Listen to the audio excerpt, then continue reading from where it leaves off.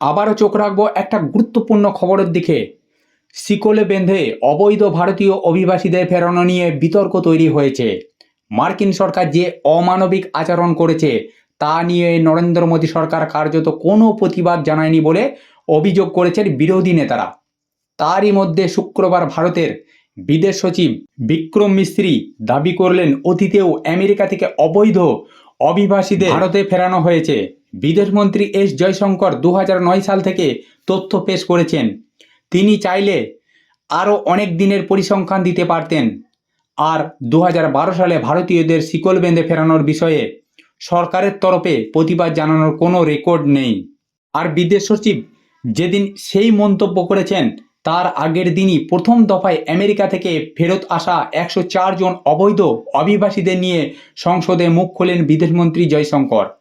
বুধবার ওই 104 জনকে নিয়ে অমৃতসরের নামে মার্কিন বায়ুসেনার C-17 বিমান। তাদের মধ্যে অনেকেই দাবি করছেন যে পুরনো বিমানে তাদের হাতকড়া পরিয়ে রাখা হয়েছিল, চেন দিয়ে বেঁধে রাখা হয়েছিল পা।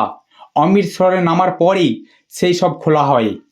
আমেরিকার তরফেও যে ভিডিও পোস্ট করা হয়েছে তাতে দেখা গিয়েছে যে পায়ে চেন বেঁধে ভারতীয়দের বিমানে তোলা হচ্ছে। মহিলারা অভিযোগ করেছেন যে পায়ে বেড়ি পরিয়ে রাখা হয়েছিল, হাতে হাতকড়া ছিল। আর সেটা শুধু বিমানে নয়, এই রকমভাবে তাদের বাসেও তোলা হয়েছিল। তাদের কোথায় নিয়ে যাওয়া হচ্ছে সে বিষয়ে বিন্দুমাত্র ধারণা ছিল না। অমৃতসরে অবতরণের পরেই তারা জানতে পারেন যে তারা কোথায় এসেছেন। আর এই পুরো বিষয়টি নিয়ে বিরোধীদের তুমুল আক্রমণের মুখে পড়েন নরেন্দ্র মোদী সরকার। কংগ্রেস সাংসদ মনীষ তিওয়ারি বলেন, অত্যন্ত দুর্ভাগ্যজনক বিবৃতি দিয়েছেন বিদেশমন্ত্রী। তাকে যত না বেশি ভারতের বিদেশমন্ত্রী বলে মনে হচ্ছিল, তার থেকে বেশি ডোনাল্ড ট্রাম্প প্রশাসনের হয়ে কৈফিয়ত প্রদানকারী হিসাবে মনে হচ্ছিল। এই বিষয়টা চূড়ান্ত হতাশাজনক যে ভারতীয়দের সঙ্গে যেমন আচরণ করা হয়েছে সেটার সমালোচনা করে বিদেশমন্ত্রীর বিবৃতিতে একটিও শব্দ ছিল না।